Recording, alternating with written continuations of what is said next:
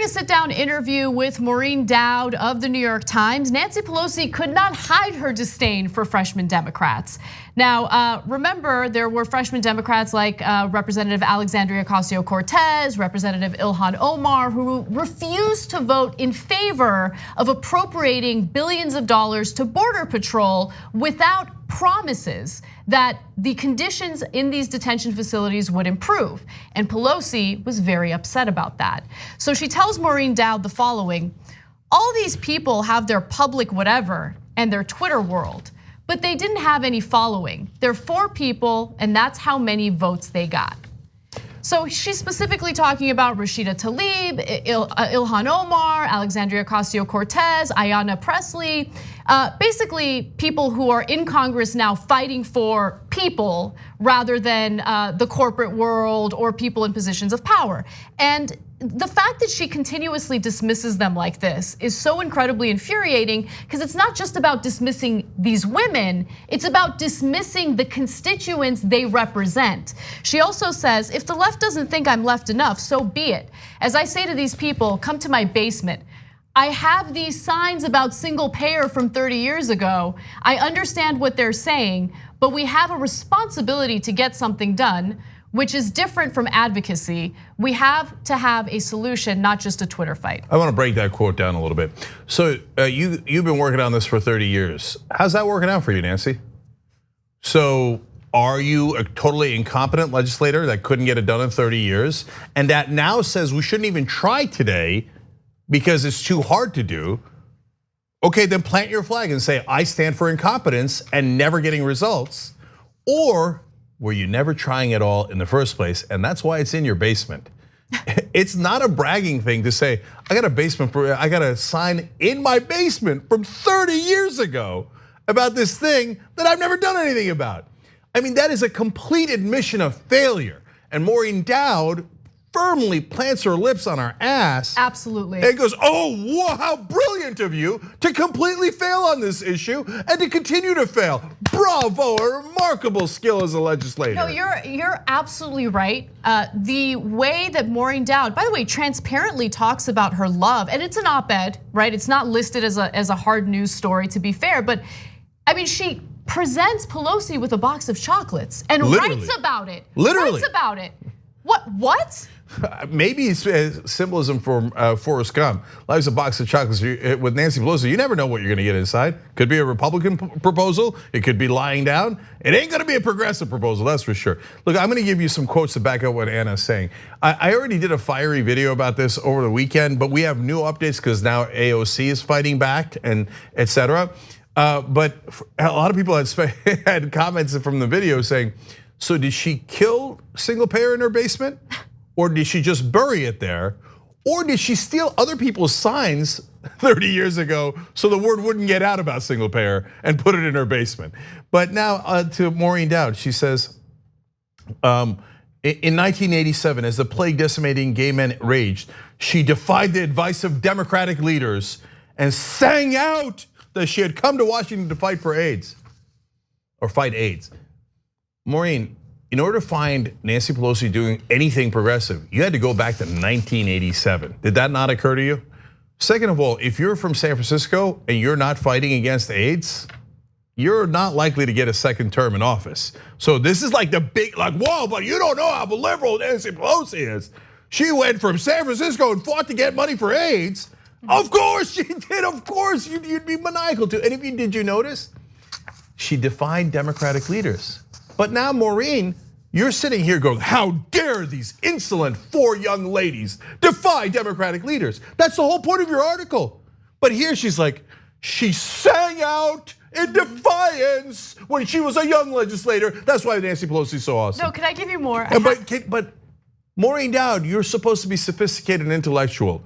Can you not see that unbelievable irony? I gotta give you more, Let's go to graphic 10. This is again from Maureen Dowd in regard to Nancy Pelosi.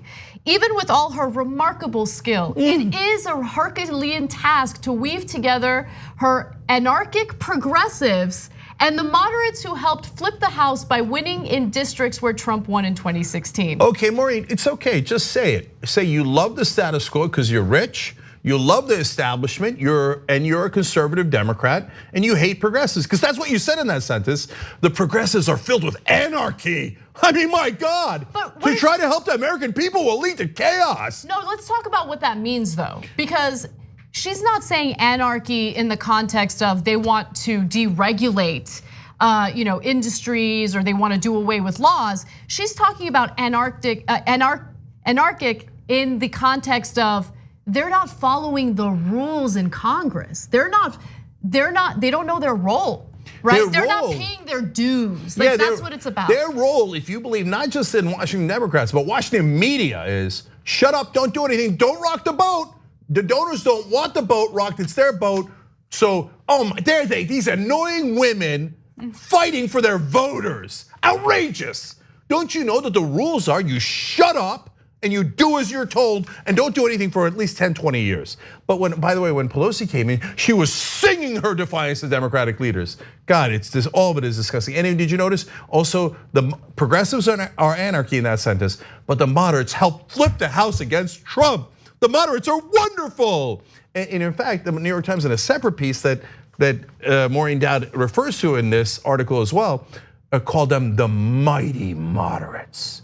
It make them seem heroic, like, hey, they have more votes, as Pelosi points out here. They have more votes than the progressives. They do. Did you ever, New York Times, did you ever think why? How did they get that power? Did you ever write stories about the source of their power? Like, for example, Eliot Engel now being challenged by the Just Democrats. He has 1% of his donations from small donors, 99% from large donors. Did you think, hey, maybe Eliot Engel's source of power and Nancy Pelosi's source of power is really large donors and corporate donors? That's why they might, hey, look at that. In legislation, they back really large donors and corporate donors. But the New York Times journalists didn't consider that at all. They just say, they have more power, they have more money. That's journalism? That's pathetic. Kissing up to power, I'm not anywhere near done. So the one thing that I find so interesting is that journalists are supposed to look at evidence and use that evidence right in front of them to write their stories, to form their opinions if they're op-ed writers, for instance. And here we have the largest case study, the biggest, most prominent case study for why moderate members of Congress are actually not helpful to the Democratic Party.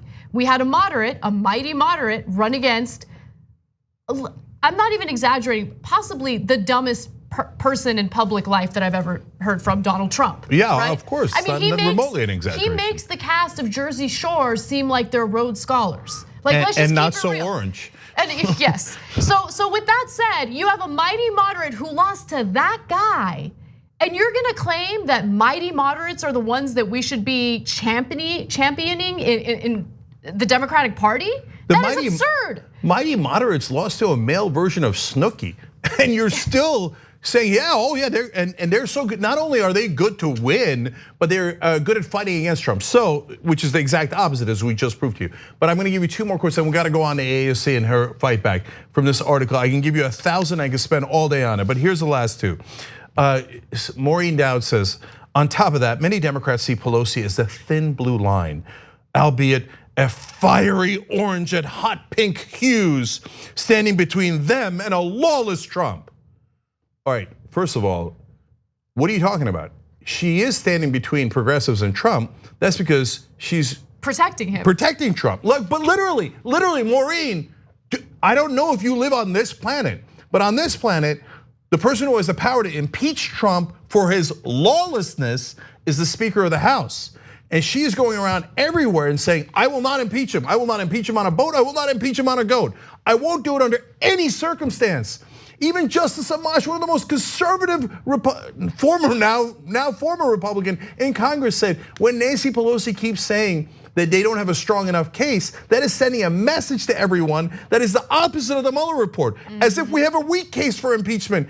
This guy left the Republican Party on principle, because they wouldn't impeach a guy who is clearly lawless. And the one person who is a bedrock for Trump is Nancy Pelosi, but Maureen Dowd flips it on its head. She's a thin blue line, fiery orange with passion fighting Trump. Look, that's nothing but that is so biased that it is a lie. And one last one, she says, while the president was squandering millions to prove his manliness by rolling out tanks and jets on the 4th, that part is true, Pelosi was holed up at her vineyard getaway in Napa with her family, eating Mexican food. So hold up, that sounds terrible. Yeah. That sounds awful. Yeah, hold on. What else did she do in her- They live in different worlds, guys. In her really bunker, in her fighting Trump. Holed up in her vineyard getaway in Napa with her family, eating Mexican food, rereading the Mueller report, and preparing to unman the president with 1,000 legal and legislative cuts. Please. Come on, So man. let me ask you something.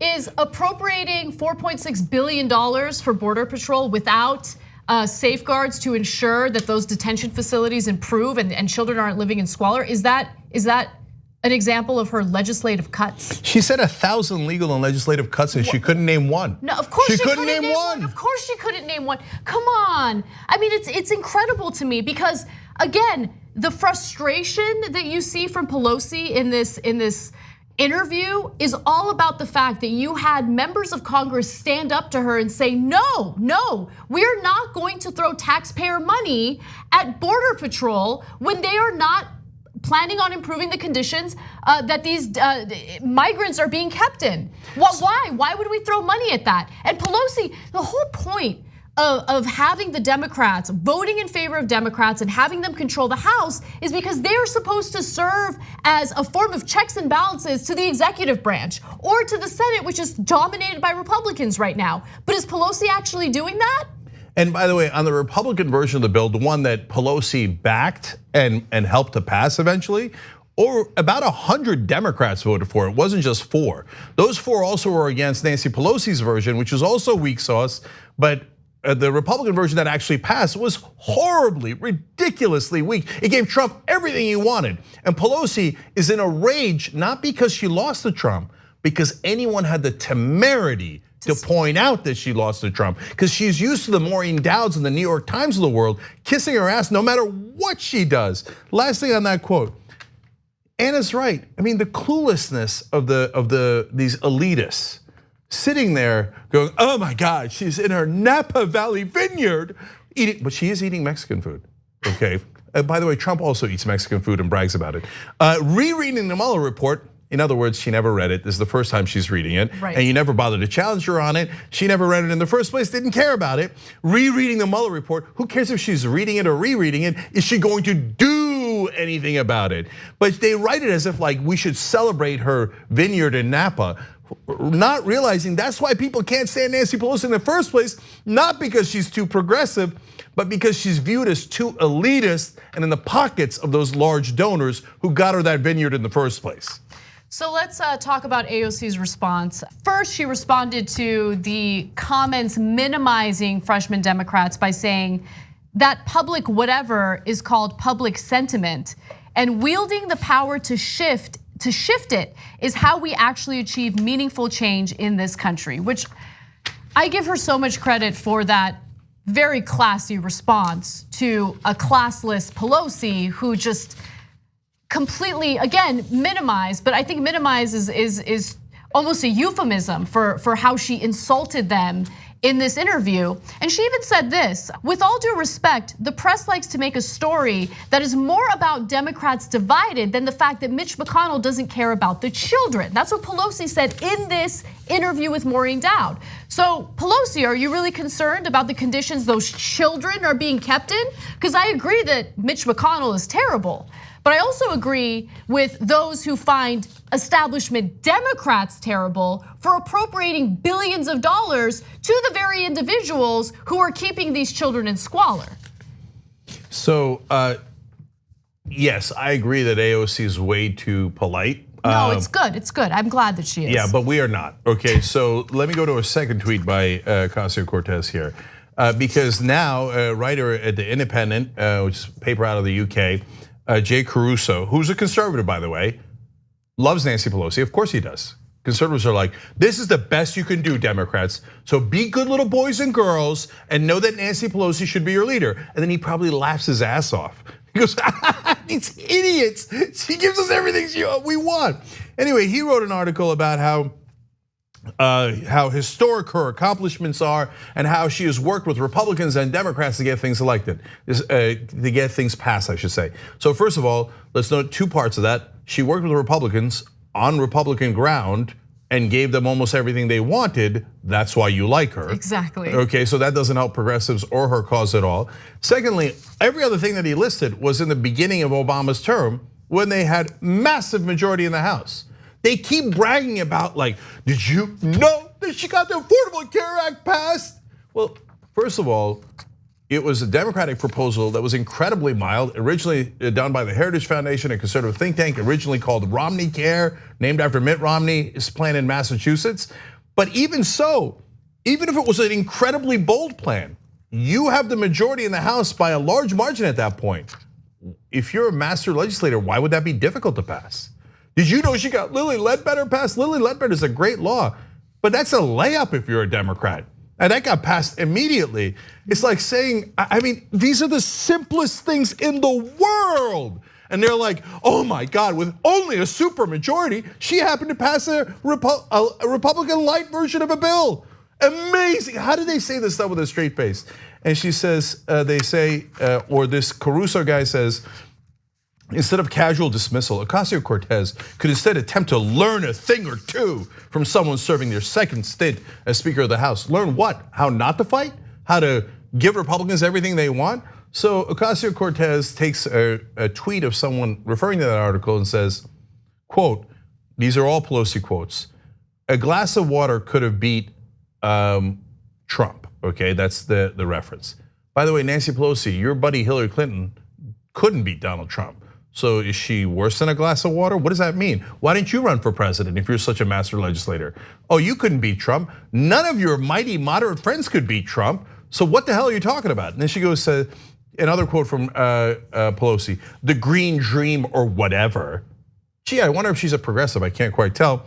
And now the reference to quote, their public whatever, right? And then AOC says, those aren't quotes from me, they're from the speaker. Having respect for ourselves doesn't mean we lack respect for her. It means we won't let everyday people be dismissed. That's exactly right. She didn't get elected in her district to serve Nancy Pelosi and her corporate donors. AOC doesn't take any corporate donors. She doesn't have to dial for dollars, another thing she pointed out in a tweet. She spends all of her time representing her actual constituents, which is a total new phenomenon for Nancy Pelosi. She's like, the voters, why would we care about them? You know how much money I raised over $580 million for the Democratic Party. So you could learn a thing or two from me about how to sell out to the rich. Thanks, but no thanks. The reason why she has that massive following online is not because she had a lot of money, she didn't. It's not like she had a lot of institutional advantages. Did it ever occur to you, Maureen Dowd or Nancy Pelosi or any of you mainstream media and establishment figures, that maybe she got those millions upon millions of followers because people liked her ideas? And they don't think that. You know what they think? Because it's actually, interestingly, a deeply sexist and somewhat racist idea. Oh, they like the way she looks. That's that's why she has 4 million followers on Twitter, or 5 million. I hear that all the time. Oh, they like it. And it's not Republicans or Donald Trump who says that. It's people like Nancy Pelosi. Oh, they're not popular. They're only 4 people. They have their green dream or whatever. They have their public whatever. It's only because she's good looking. Now that's as sexist as it gets. Absolutely. No, there's a lot of good looking people in the world. That isn't the point. The point is we love her ideas. And that makes you deeply uncomfortable because you hate those left-wing ideas. And you've been fighting against them your whole life. And the only reason why everybody in the country doesn't know that is because the New York Times and all the established media cover your ass. Instead of challenging power, they bow down to you. And that's why I'm deeply frustrated with the New York Times and the mainstream media. On the go? Don't worry, we got you covered. You can still listen to TYT at our new podcast network. Find us on Apple Podcasts, the Google Play Store, or at tyt.com/podcast.